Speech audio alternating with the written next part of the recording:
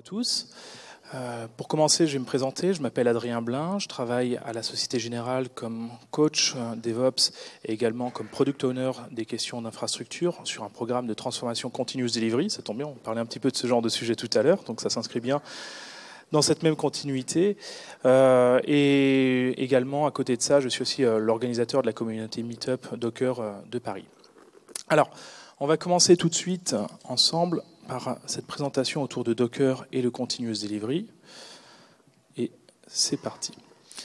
Alors, avant de parler de Docker à proprement parler, reparlons évidemment du Continuous Delivery. On va aller rapidement l'introduire puisqu'on en a déjà beaucoup parlé tout à l'heure. Finalement, si on devait le résumer rapidement, il s'agirait surtout finalement de prolonger la logique de l'agilité que les développeurs ont bien intégrée dans la production logicielle jusqu'à la dernière étape qui est la mise en prod. Puisque finalement, tout ça, cette logique d'itération, de vélocité, de fluidité ne fait sens que si on va jusqu'en prod avec tout ça. Et ça, c'est sous-tendu par différents leviers, différents aspects qui sont d'une part organisationnels, humains. On parle d'agilité, de créer des équipes qui travaillent ensemble, mais on parle aussi beaucoup d'automatisation dans cette démarche-là. Alors, quand on parle de tout ça, ça nous amène à avoir plusieurs nouveaux challenges à adresser. Alors, ils ne sont pas exhaustifs, mais il y en a certains que je voulais partager avec vous pour introduire un petit peu le sujet.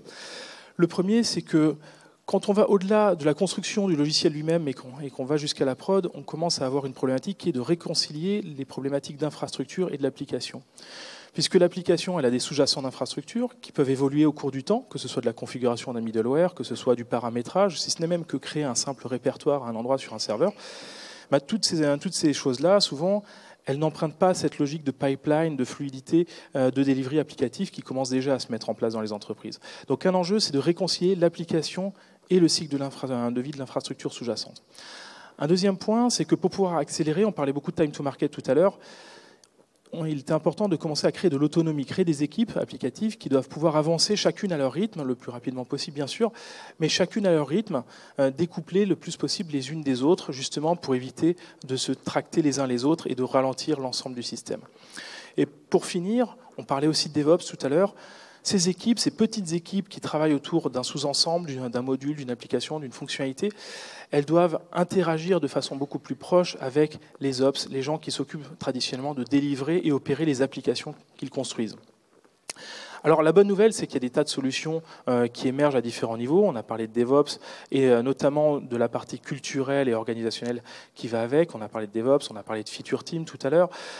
Mais aussi, au-delà de ces aspects-là, il y a aussi des enjeux d'architecture qui sont importants parce que pour pouvoir aller plus vite sur cette logique de delivery, il faut aussi construire des applications qui sont adaptées pour ça. Et on y reviendra tout à l'heure. On parlera notamment de microservices et de patterns d'architecture applicative qui sont particulièrement désirables dans cette logique. Enfin, l'infrastructure également a besoin d'être adaptée pour pouvoir fournir les ressources, les moyens dont va avoir besoin l'application pour pouvoir avancer beaucoup plus vite. Et on parle notamment de cloud, évidemment, et d'infrastructure as code, puisque l'infrastructure devient d'une certaine façon programmatique. Mais j'en dis pas plus, puisqu'on va le voir ensuite avec Docker. Alors, Docker, si on devait le représenter en quelques mots. Alors avant, j'ai une petite question à vous poser. Qui connaît déjà Docker dans la salle? J'imagine qu'il y a déjà pas mal de monde, et bien sûr. Et j'ai une petite question un petit peu plus politiquement incorrecte. Qui est dev, qui est ops, en évitant que tout le monde se tape dessus? Qui est dev, d'une part? Et qui est ops? Ça, c'est intéressant, parce que c'est une question que je pose souvent dans le cadre du meet-up. Et on se rend compte que les trois quarts des gens, un petit peu comme aujourd'hui, sont plutôt des gens issus du développement ou de la culture applicative. Et les ops sont peu représentés. Et pourtant, c'est assez bizarre parce que Docker, finalement, c'est une technologie qui, à la base, est très technico-technique par rapport au monde des ops. On parle d'abstraction du système de fichiers, copy and write, d'isolation de processus au niveau du noyau. Et en fait, c'est là où Docker a eu une intelligence toute particulière, c'est qu'ils ont finalement assemblé les différentes briques du puzzle qui existaient, des technologies qui étaient à la portée qui étaient là sur le marché, et ils les ont assemblées, ils ont créé un concept, le conteneur, et ce concept, il parle à un nouveau public qui est les développeurs et les gens qui construisent des applications et que vous représentez visiblement massivement aujourd'hui. Alors, si on devait le résumer en quelques mots, finalement, le conteneur, c'est finalement ni plus ni moins qu'une espèce de boîte dans laquelle on va pouvoir mettre l'application et tous ces sous-jacents d'infrastructure qui en font une boîte finalement relativement autoportante, autosuffisante et relativement standard.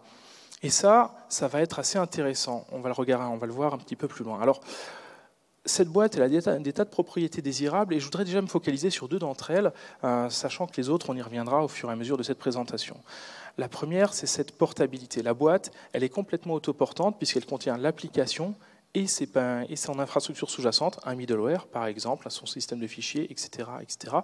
Ce qui fait que là, on est déjà dans une logique où on commence à réconcilier le cycle de vie de l'application et de l'infrastructure. Un deuxième point intéressant, c'est sa légèreté. La boîte, ce n'est pas un système d'exploitation à part entière, à monitorer, à superviser, à noyau, à patcher, etc., etc. C'est une boîte dans laquelle il y a l'application et c'est sous-jacent. Et cette boîte, elle est légère en ce sens qu'elle est facile à construire, facile à détruire, et on ne s'intéresse plus tant à mettre à jour le contenu de cette boîte qu'à reconstruire une nouvelle boîte à chaque fois que son contenu doit être amené à changer. Et on va voir pourquoi c'est intéressant dans une logique de continuous delivery. Alors Docker, c'est le paradigme du conteneur avant tout, mais c'est évidemment l'écosystème autour qui permet d'interopérer avec cette boîte.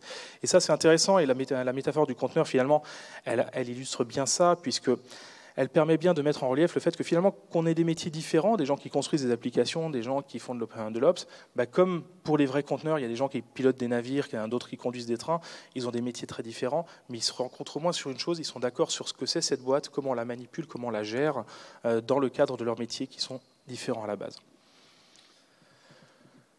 Alors cette boîte, si on regarde un petit peu comment elle est construite, elle a une propriété un petit peu particulière qui est intéressante, c'est qu'elle fonctionne en poupée russe, c'est-à-dire qu'on va créer une boîte à la base qui va avoir des couches très élémentaires. Souvent, elle représente le système de fichiers d'un système d'exploitation. Et puis après, on va y rajouter des choses. Et on va rajouter des couches petit à petit. Par exemple, vous voulez peut-être mettre un middleware. Là, j'ai mis un Tomcat dans cet exemple-là, ça aurait pu être n'importe quoi d'autre. Après, on veut rajouter quelque chose, c'est l'application. Et en fait, on va créer des couches petit à petit.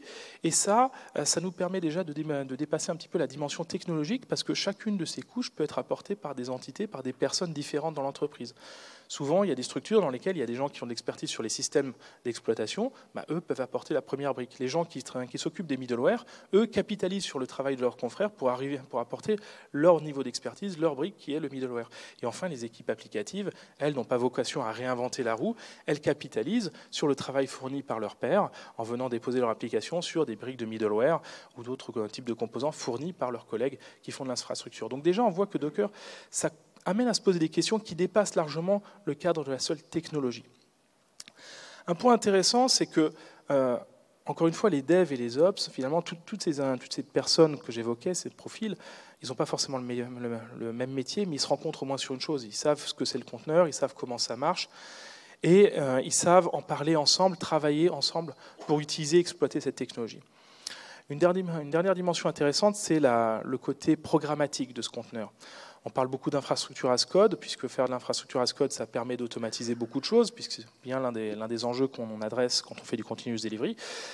Et construire un conteneur, c'est ni plus ni moins que construire un descripteur, un Dockerfile en l'occurrence, qui décrit en fait comment est construit ce conteneur. Généralement, ce fichier il va commencer par une première ligne qui va définir quelle est l'image, quel est le conteneur sous-jacent duquel on hérite, et qu'est-ce qu'on fait dedans pour le transformer, pour en faire un nouveau produit à part entière.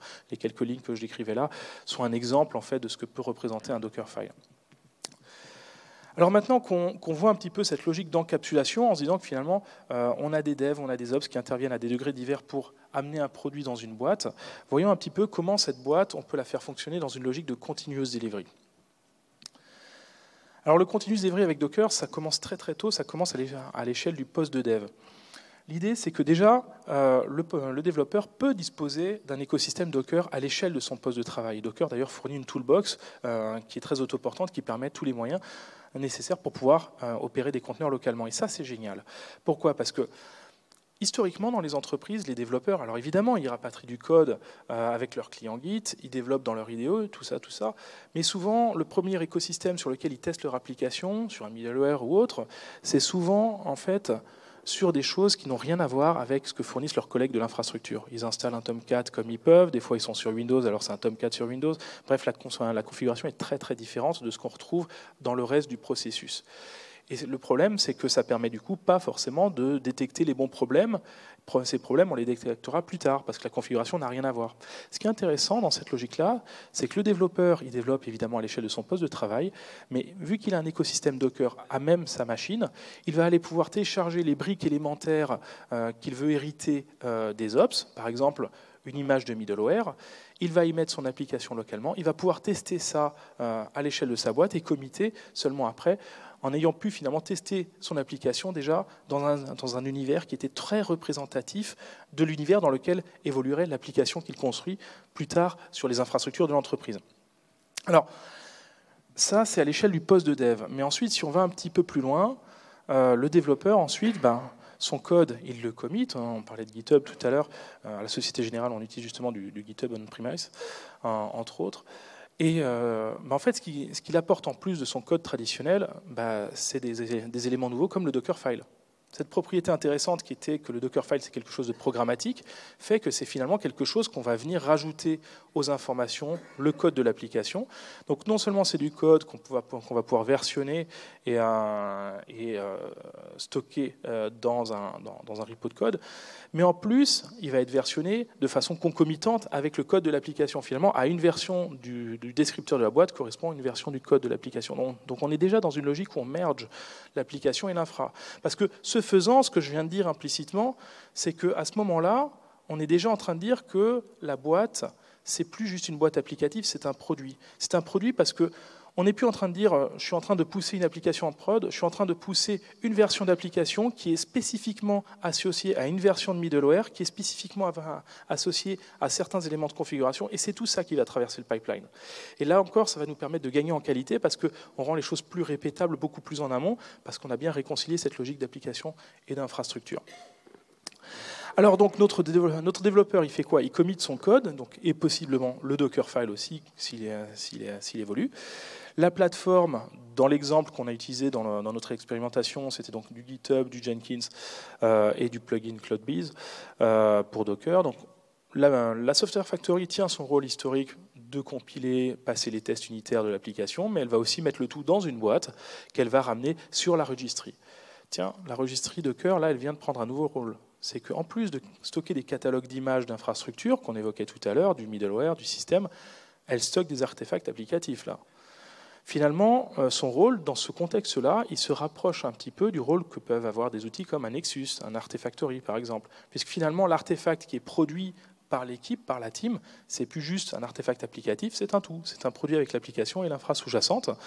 Et c'est bien ça qu'on stocke dans la registry. Évidemment, l'artefact est versionné, il va sans dire. Donc la plateforme, elle construit cet artefact applicatif, elle le met dans une boîte, elle l'envoie sur la registry. Après, évidemment, on n'a plus qu'à envoyer ça sur une plateforme. En l'occurrence, nous, on utilisait un cluster Swarm. On envoie ça sur un environnement de développement. Et nous, on avait pris le parti de faire en sorte que cet environnement de développement il soit automatiquement mis à jour. C'est-à-dire que finalement, sans action humaine, dès qu'un développeur commit un changement et le push sur la plateforme GitHub, automatiquement, via les webhooks, la Software Factory détecte le changement, elle recompile l'application, bref, elle relance tout le process que j'évoquais jusque-là. Et elle va jusqu'à redéployer la nouvelle version de l'application sur l'environnement de dev. Elle trash l'ancienne, elle met la nouvelle. On pourrait imaginer aussi de garder l'ancienne et rajouter la nouvelle pour avoir plusieurs versions concomitantes. Ça, c'est intéressant parce que ça veut dire que le développeur, à tout instant, il a une version de l'application qui correspond à la dernière version committée et qui, évidemment, a passé les tests. Ça, c'est intéressant.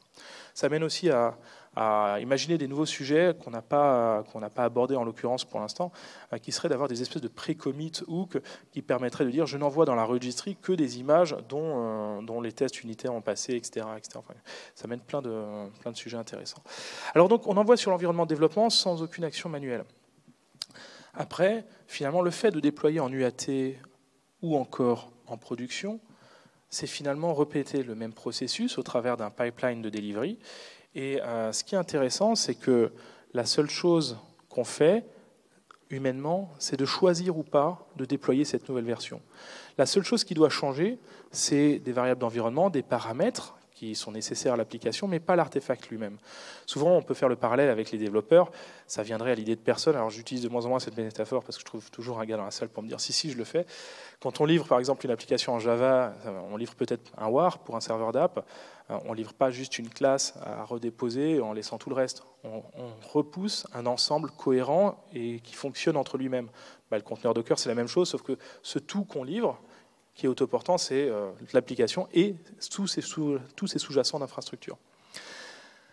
Et ce qui est intéressant, c'est que c'est bien ce même artefact qu'on a construit une seule fois, qu'on va redéployer sur tous les environnements, et donc très en amont de la chaîne, on a pu anticiper beaucoup mieux tous les problèmes qu'on pourrait aller avoir en production. Parce que souvent, on retombe dans le piège classique, ça marchait sur mon environnement, ça marchait sur l'UAT, ça ne marche pas sur la dev ou la prod, ça ne marche pas sur la prod parce qu'il y a un tweak ou il y a un paramétrage, ou il y a quelque chose qui change parce qu'il y a un contexte différent. Là, on fait en sorte que c'est tout ce contexte qu'on passe et qui permet de s'assurer qu'on anticipe beaucoup plus tôt les problèmes. J'ai fait une capture d'écran de ce que ça donnait dans notre contexte. Alors, je reparlerai en 2 mots de la stack technologique qu'on a utilisée. On peut évidemment en imaginer des tas d'autres. Ce qui est intéressant à noter là, c'est le concept qu'on essaye de mettre en avant. Là, ce qu'on voyait tout simplement, c'est que finalement, donc, comme je le disais tout à l'heure, à chaque fois que quelqu'un commit du code, ce qui se passe, c'est que ça instancie une nouvelle ligne de pipeline. Cette nouvelle ligne de pipeline, elle build, et puis ensuite elle passe en dev automatiquement, puisqu'il n'y avait pas d'action humaine de validation, il n'y avait pas de gate. Et ensuite, ce qu'on voit, c'est que passer en UAT ou en prod, c'est quelque chose qui se fait par un simple clic sur un bouton, c'est la petite flèche qu'on voit un petit peu en haut, qui permet de choisir de pousser cet artefact plus loin à l'étape d'après. On voit que le conteneur, c'est un artefact qui est versionné, puisqu'en fait, le versionning qu'on a utilisé dans Docker, c'est directement le hash du code dans GitHub. Et ce qui est intéressant également de noter, c'est que c'est bien tout cet artefact qu'on va pousser sur l'environnement d'étape en étape. Une dernière chose, oui, qui va nous servir de tremplin tout à l'heure, cet artefact, il est immuable, puisqu'en fait, on livre un tout qui ne va pas changer au cours du temps, et ça va nous poser des questions sur ce qu'on fait de la data ou d'autres choses qui sont relatives à l'application. Alors, en résumé, ce qu'on a utilisé comme techno dans le cadre de Spock, encore une fois, on peut très bien imaginer des scénarios avec d'autres technologies pour arriver à la même logique. Nous, en tout cas, on était parti sur du GitHub on-premise, du Jenkins, avec le Delivery Pipeline plugin, pour avoir cette logique un petit peu graphique et de bien voir la séquentialité des actions. Il y avait aussi un plugin sur la promotion, etc., mais globalement, les principales briques, c'était celle-ci. Et le plugin de CloudBees pour Docker, surtout pour la partie build et push, et je vais expliquer pourquoi on a géré un petit peu la partie lancement des nouveaux conteneurs différemment tout à l'heure. Une dernière chose sur ce point-là, on a utilisé donc une dernière chose, une plateforme Swarm hybride sur différents types de composants d'infrastructure chez nous, pour bien montrer que Docker permettait de créer une abstraction par rapport à la couche d'infrastructure sous-jacente. Et une registry, on l'a vu, qui était utilisée pour stocker les différents artefacts. Alors s'il fallait aller plus loin, et les réflexions évidemment continuent chez nous, qu'est-ce qu'on fait ensuite? Docker a fait pas mal d'annonces, notamment sur la Universal Control Plane, il y a la DTR qui est sortie, il y a de nouveaux composants. La question sera d'aller creuser ce type de composants, peut-être des composants vendor, mais ça je ne peux pas vous en dire plus évidemment pour l'instant. L'architecture applicative, on en disait quelques mots tout à l'heure. Les conteneurs, c'est bien, mais pour vraiment tirer parti de la logique de continuous delivery, il faut aussi que l'application soit vraiment pensée pour ça. Le conteneur, il ne va pas vous sauver pour tout et n'importe quoi. Par exemple, si vous voulez faire du zero downtime deployment, donc garder l'application up and running en permanence, quand bien même vous délivrez une nouvelle version de votre application. Une façon de le faire, c'est que si votre application tourne sur une ferme de serveurs avec 3, 4 instances par exemple, ou des centaines même, l'idée c'est de dire, au lieu de dire je retire toutes les anciennes versions des conteneurs qui représentent ces instances applicatives et que je mets les nouvelles, on peut faire du roulement en supprimant à chaque fois instance par instance et en créant une nouvelle instance avec la nouvelle version de l'applicatif dans la ferme. Et ça veut dire que pendant une période transitoire, la ferme de serveurs va possiblement avoir des conteneurs dans des versions différentes. Et ça, l'application, c'est pas tant un problème de conteneur, il faut bien que l'application soit capable de pouvoir faire ça. Et ça veut dire qu'elle doit prendre en charge des patterns de construction applicative qui soient bien adaptés pour ça. On va chercher à faire en sorte que les applications soient multiversionnées, que l'application elle accepte d'avoir plusieurs versions d'un même composant qui soit déployé sur une ferme, par exemple. On va faire en sorte d'avoir du loose coupling pour bien limiter, restreindre, bien piloter les interfaces entre nos applications. On va préférer faire du stateless, notamment, puisque ça permet d'éviter les problèmes de cache, de partage de contexte entre les instances, etc., etc. Mon point, c'est simplement de dire que c'est très important de garder à l'esprit que l'architecture applicative, elle aussi, doit évoluer. Alors notre pipeline, on en a beaucoup parlé, là, à l'échelle d'un conteneur. Mais une application, c'est souvent plus qu'un module, plus qu'un conteneur. Si ce n'est que parce que votre microservice, il a peut-être une base de données avec laquelle il travaille, il a peut-être un deuxième composant avec lequel il travaille. Un microservice ne veut pas dire forcément un conteneur. Un conteneur, ça a une granularité très très fine, mais une application ou même un microservice, c'est possiblement plus qu'un conteneur. Et là, je vais faire écho à des changements qui sont apparus très récemment dans Docker. Dans Docker, il y avait le paradigme du conteneur duquel on a beaucoup parlé jusque-là. En fait, ce conteneur, finalement, il a surtout vocation à assurer la partie compute en haut à droite du graphe, en fait, embarquer l'application proprement dite. Et tout à l'heure, je parlais d'immuabilité du conteneur, puisque finalement, à chaque fois que je livre une nouvelle version, je supprime l'ancienne version du conteneur qui porte l'application et j'en mets une nouvelle. Mais la problématique, c'est qu'est-ce que je fais de ma data? Si ma data, je la mettais dans le conteneur, ça veut dire qu'avant de supprimer le conteneur, il faudrait que je récupère ma data, que je mette le nouveau conteneur, que je remette la data dedans. Ce n'est pas forcément ce qui est adapté. Alors on va voir un petit peu comment on peut adresser cette problématique, mais le fait est que Docker a amené un nouvel objet pour traiter cette problématique à part entière. La dernière chose, c'est le transport. Une application, c'est des composants qui interopèrent entre eux, qui travaillent entre eux. Et ça nous amène à parler de réseau. On va y venir dans quelques instants.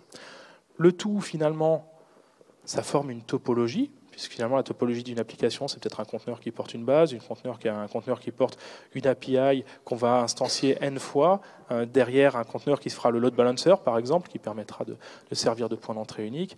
On aura peut-être des conteneurs qui serviront au stockage. Et bien là, on a toute une topologie qui se met en place.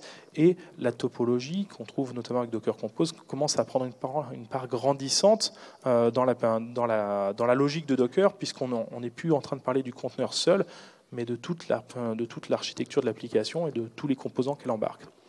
Le tout repose sur une plateforme d'exécution. Alors pour ça, Docker fournit pas mal de choses. Il y a les composants élémentaires, l'engine qui permet de faire tourner les conteneurs, Swarm pour faire du clustering, Machine pour provisionner des nouveaux serveurs Docker, ou la registry qu'on a évoquée. Il y a des outils un peu plus orientés cloud ou entreprise qui commencent à se mettre en place, avec le Universal Control Plane que j'évoquais tout à l'heure pour l'on-premises, avec une Docker Trusted Registry pour avoir une registry avec des fonctionnalités un petit peu plus évoluées, ou alors la version cloud avec du Hub, Tutum, qui sont d'autres composants de Docker. Mais il y a aussi des tiers qu'il faut aussi imaginer dans la picture, qui peuvent aussi être d'autres options.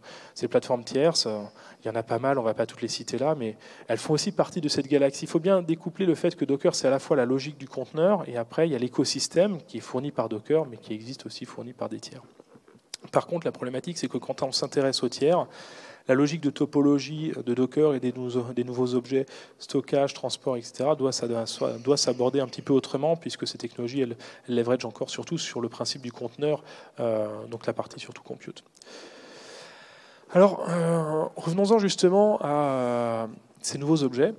Je vais juste faire un petit focus notamment sur la partie volume pour gérer la data. Alors avant que Volume sorte en tant que tel, finalement, il y avait trois façons de gérer la data. La façon la moins appropriée et que j'ai même pas mis sur le graphe, c'était que la data soit dans le conteneur avec l'application, mais on a bien vu que quand on fait du continuous delivery, ça marche pas. La deuxième, c'était de déporter en fait une partie du système de fichiers du conteneur sur l'hôte qui héberge le conteneur. Alors ça marche à une toute petite échelle, mais si vous faites un cluster de serveurs Docker, c'est déjà raté, parce que le conteneur, si vous l'instanciez sur un autre hôte, sur une autre machine, eh ben, vous n'héritez plus évidemment du même système de fichiers, vous ne pouvez plus retrouver vos fichiers. La troisième, c'était de se dire, on se fait aussi un conteneur dédié à de la data, une espèce de conteneur dans lequel on ne met pas d'applicatif et qui sert finalement à porter la data. Alors ça, c'était bien parce que ça permettait de faire abstraction du système de fichiers de l'autre sous-jacent, mais il fallait quand même que les conteneurs soient sur la même machine. Ce qui posait quand même problème dans une logique de clustering. Et dans tous les cas, la résilience, la scalabilité de l'information que vous vouliez stocker, elle dépendait finalement étroitement de problématiques d'infrastructure, parce que si vous perdiez le serveur, si vous perdiez les disques, vous perdiez la data. Et ça, c'est important parce que autant la data, évidemment, on a des problématiques de résilience et de scalabilité. On va voir comment on peut les gérer juste dans la planche suivante. Mais la partie container, on s'en préoccupe un petit peu moins puisque le conteneur qui contient l'application, aujourd'hui, on se pose de moins en moins la capacité de le backuper parce que finalement, si on doit faire du recovery, on a de nouveaux scénarios qui commencent à émerger, qui consistent à se dire plutôt que de restaurer des backups, est-ce qu'il ne s'agit pas plus simplement de respawner, de réinstancier des conteneurs, puisque ces conteneurs ne contiennent pas de données, c'est juste des instances qui contiennent de l'applicatif et qu'il suffit simplement de réinstancier sur votre plateforme ou sur une nouvelle plateforme. Donc ça amène aussi ce genre de nouveaux débats. Alors si on en revient à la partie data, le principe du volume de stockage, finalement, c'est un objet en tant que tel maintenant dans l'écosystème de Docker, qui peut toujours garder un petit peu le concept qu'on voyait tout à l'heure de stockage local, mais aussi et surtout qui peut déléguer en fait le stockage dans des infrastructures de stockage tierces, des clusters Ceph, de l'OpenStack Swift, etc., etc. Et du coup, ça veut dire que le volume, c'est une espèce d'avatar qui permet de matérialiser le concept de stockage dans Docker, mais de déporter la problématique ailleurs, sur des infrastructures qui vont être résilientes et scalable. Et c'est intéressant parce que ces architectures-là, elles tirent parti des mêmes propriétés d'architecture qu'on retrouve de plus en plus dans les applications. Ces solutions de stockage, elles tirent leur performance, si on parle de scalabilité, par le fait qu'elles font du scaling horizontal. En fait, on rajoute des instances pour gagner en performance. Et ça, finalement, c'est un peu la même culture qu'on a aussi avec Docker. Quand on veut faire scaler une application, on rajoute des instances, tout simplement. Parlons un petit peu de réseau en quelques mots. Docker a amené de nouvelles fonctionnalités pour faire du réseau de façon plus avancée avec Docker. Alors on ne va pas le parcourir en détail trop longuement parce qu'il y a pas mal de choses qui sont embarquées dans cette logique de réseau avec Docker, mais il y en a une qui était intéressante, c'était de parler des réseaux en overlay, de créer des réseaux applicatifs en fait par-dessus une infrastructure de cluster Docker. Alors l'intérêt de faire ça, c'est que ça vous permet de créer un réseau logique dédié à une application, découplé du réseau de l'infrastructure sous-jacente, et qui va vous permettre de faire interopérer les conteneurs d'une même application, d'un même microservice, par exemple la database avec les conteneurs qui portent les instances d'API et le load balancer, et de n'exposer à l'extérieur que la porte d'entrée du load balancer, qui est finalement la face visible de votre application. Ça, c'est une façon aussi de sécuriser les choses et de les dissocier, parce que souvent, dans les entreprises, il y a beaucoup de réseaux qui sont relativement flats, parce que le réseau, c'est de l'infrastructure. L'infrastructure ne vit pas sur le même cycle de vie que l'application. Et ça, c'est une façon finalement de rapporter de la sécurité et de réisoler les applications dans des petites bulles autonomes et de créer de l'abstraction par rapport aux infrastructures sous-jacentes. Et donc, du coup, le réseau, ça devient une problématique applicative aussi. Pour donner un exemple d'idées vers lesquelles ça peut nous emmener, c'est ce que j'évoquais tout à l'heure, c'est que finalement une application, c'est finalement peut-être une topologie qui représente un certain nombre de conteneurs. Donc, dans mon exemple, ce que j'évoquais, c'est un load balancer, une ou n instances de conteneurs qui portent une API, par exemple, une ou n instances de base de données, et tout ça, on le met dans un réseau privatif de l'application, on n'expose que la porte d'entrée du load balancer, et c'est ça qu'on va exposer au reste du monde. Et finalement, c'est toute cette brique-là qui va avoir son cycle de vie et son existence relativement autonome et abstraite des problématiques d'infrastructure sous-jacentes. Alors ça nous amène à une chose intéressante, c'est que finalement, tout à l'heure, dans notre pipeline de continuous delivery, on délivrait quoi? On délivrait essentiellement un objet. Là, ça amène la question à se poser, qui est, il faut délivrer possiblement une topologie, plus qu'un objet unique. Donc, une façon qu'on a eu de gérer ça dans notre exemple, mais là encore, c'était un point qu'on a à peine commencé à traiter, parce que c'est un point qui est extrêmement crucial. En fait, tout à l'heure, je disais que le plugin CloudBees, on ne l'a pas utilisé pour faire le déploiement en tant que tel du conteneur, pour pas faire en gros un Docker run sur la ferme de serveurs Docker.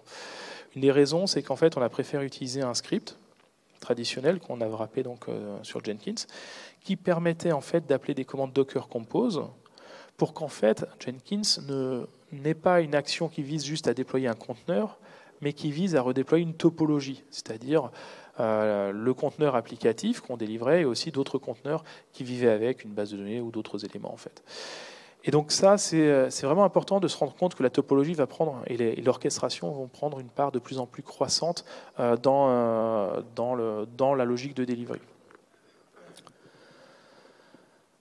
Alors on va un petit peu prendre du recul maintenant en parlant d'un peu moins de technique. J'ai entendu parler de la citation de Conway. Alors évidemment, j'ai un peu pris la même, puisque c'est quelque chose qu'on retrouve souvent dans ces problématiques.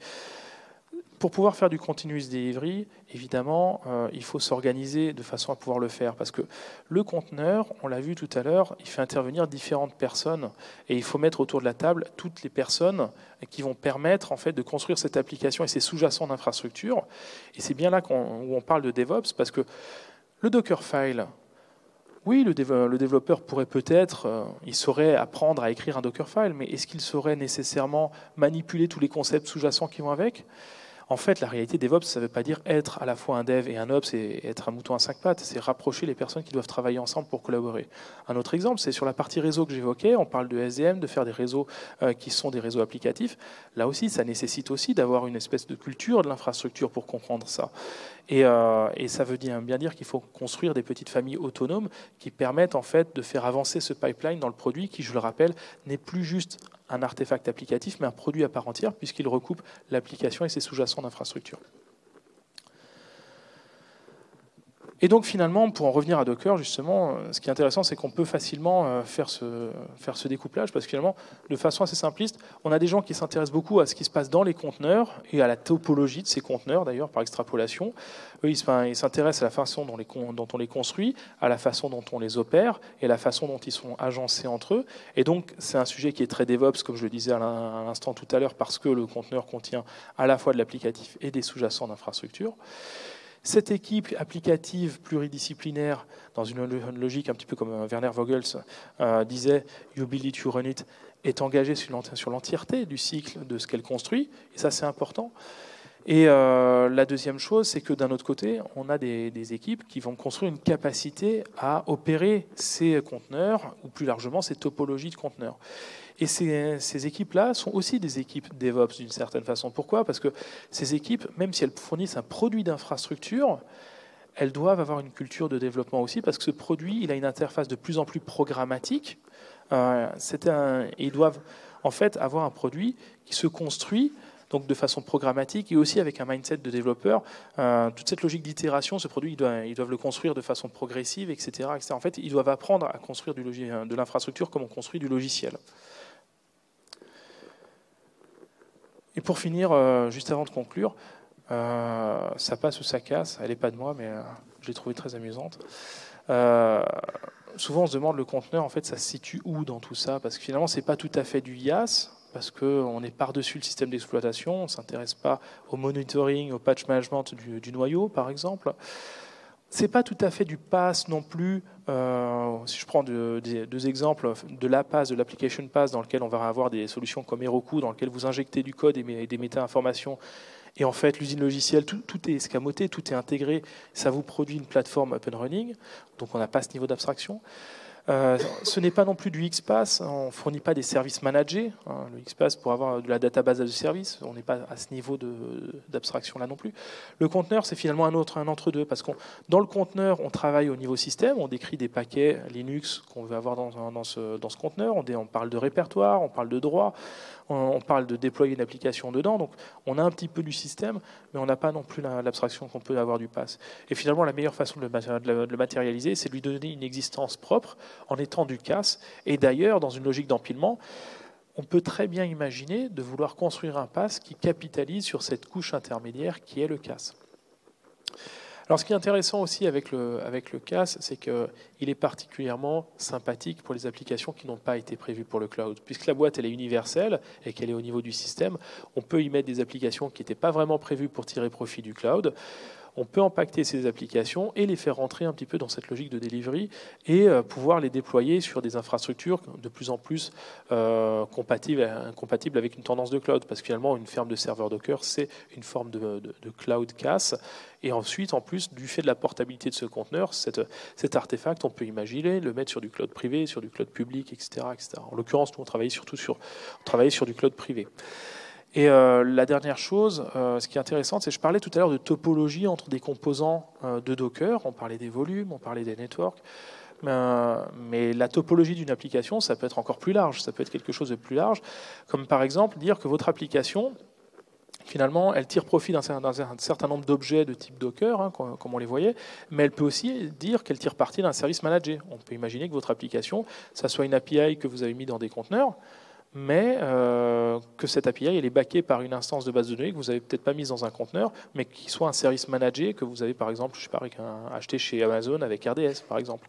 Et donc la topologie, là, prend un niveau de complexité qui est encore plus grand, parce qu'en fait, on a une topologie encore plus large dans laquelle on travaille avec des composants de différents niveaux de granularité pour résoudre la problématique de la topologie applicative. Alors pour conclure, en quelques mots, Docker finalement ça facilite évidemment le continuous delivery, on l'a vu, les propriétés du conteneur sont idoines. Tout à l'heure j'avais commencé en parlant de la légèreté, de la portabilité du conteneur, mais finalement au fil de la présentation on a développé d'autres de ces propriétés, le fait que le conteneur il était versionné, le fait que le conteneur il était immuable, on n'essayait pas de patcher, c'est pas le principe finalement du rebuild versus upgrade, on n'essaye pas surtout de patcher pour retomber toujours sur un état stable. On a parlé d'un écosystème qui permette de pouvoir héberger cette plateforme, le CAS Docker. Et ce CAS, il a une démarche programmatique. Et ça, c'est important. Ça, c'est quelque chose qu'on observe, les équipes avec lesquelles j'ai travaillé sur cette expérimentation Docker chez nous.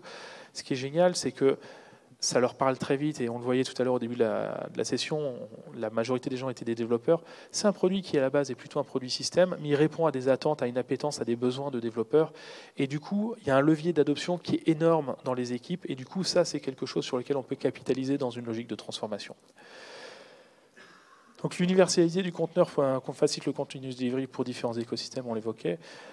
Docker est passé à un modèle objet, alors c'est comme ça que je le résumais, je ne sais pas si c'est la meilleure façon de le dire, mais c'était pour dire qu'on était parti d'un conteneur qui était universel, mais qui servait surtout à y déposer des applications, à une logique objet, parce qu'on sait gérer la question du stockage, du transport, du compute et de la topologie, et ça va beaucoup plus loin que le seul artefact conteneur qu'on avait au tout départ.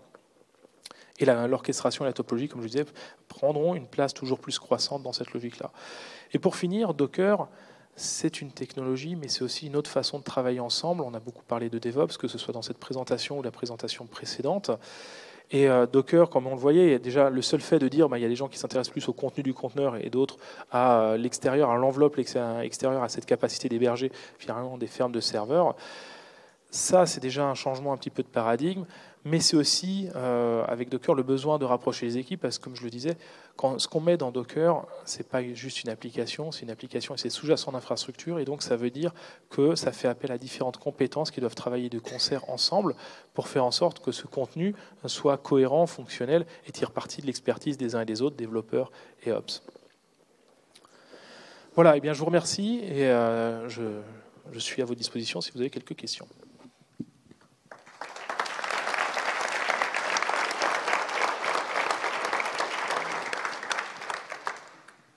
Oui. À la SOG, vous avez monté une équipe dédiée à ça, ou vous avez extrait des gens, vous avez gardé la même organisation? Alors, il y a deux choses. Il y a une première chose qui est le programme Continuous Delivery dans lequel je travaille. C'est un programme de transformation qui a vocation à transformer les équipes qui construisent et opèrent les applications de la banque, d'une part. Dans ce programme de transformation, on a des coachs Agile, Craft, DevOps qui accompagnent sur le terrain les équipes pour s'approprier ces différentes problématiques. L'une des thématiques qu'elle traite, c'est l'infrastructure as code. Aujourd'hui, notamment, en tant que product owner d'infrastructure, j'ai amené à faire en sorte qu'on ait des API pour piloter le cloud, pour faire du configuration management, etc. etc.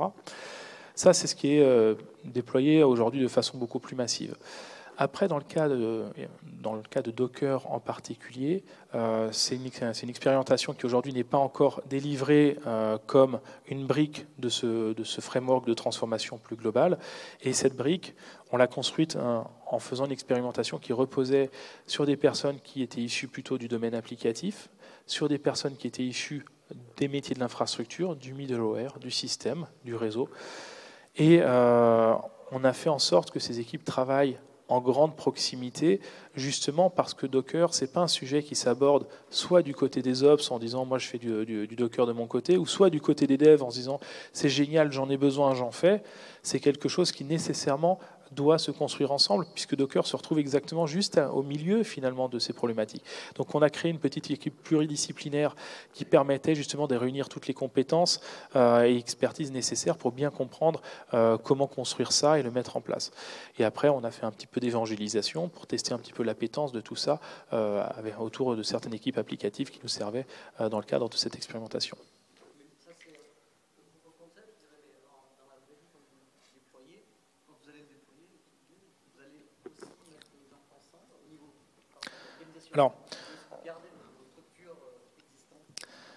Alors, ce n'est pas un sujet dont je suis beaucoup plus autorisé à parler, mais dans les grandes lignes, ce qu'on peut dire, c'est que cette logique de programme de transformation fait appel donc à des coachs de différentes natures qui ont vocation justement à accompagner les équipes sur le terrain, à prendre ces frameworks que l'on construit et à leur permettre de tirer profit en fait de ces briques. En gros, leur expliquer comment on utilise Docker et leur faire utiliser ça sur les plateformes Docker qu'on aura mises en place.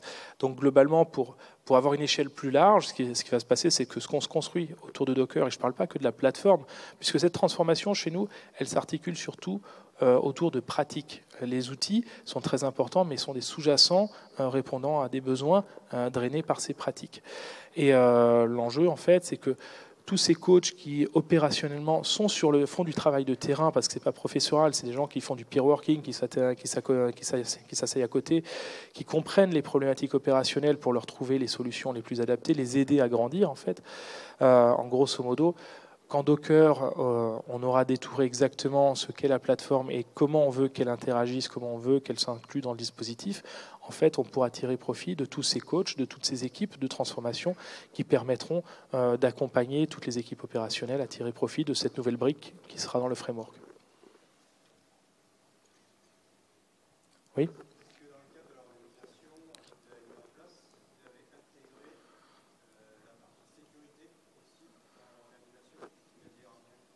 Faire du SecDevOps, par exemple ? Oui.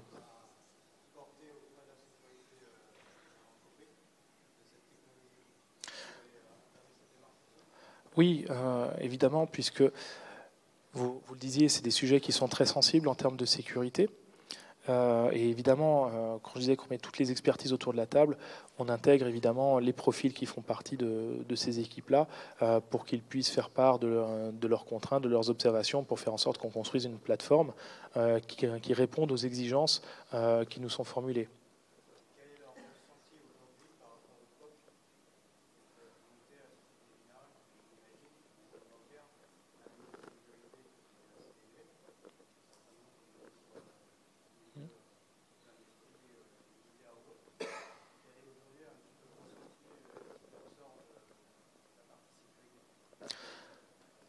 Alors, ce que je peux dire, c'est que les personnes qui travaillent dans la partie sécurité sont très appétentes à participer à cette expérimentation. Ils voient le potentiel de cette technologie. Cette technologie pose aussi évidemment un certain nombre de questions et on travaille avec eux à faire en sorte que la solution qui soit construite soit compliant avec les différentes exigences. Par contre, je ne peux pas vraiment vous en dire plus sur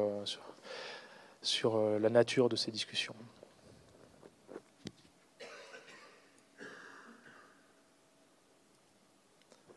S'il n'y a plus de questions, il ne me reste plus qu'à vous remercier de votre attention. Et je suis à votre disposition si vous voulez continuer à en discuter à côté.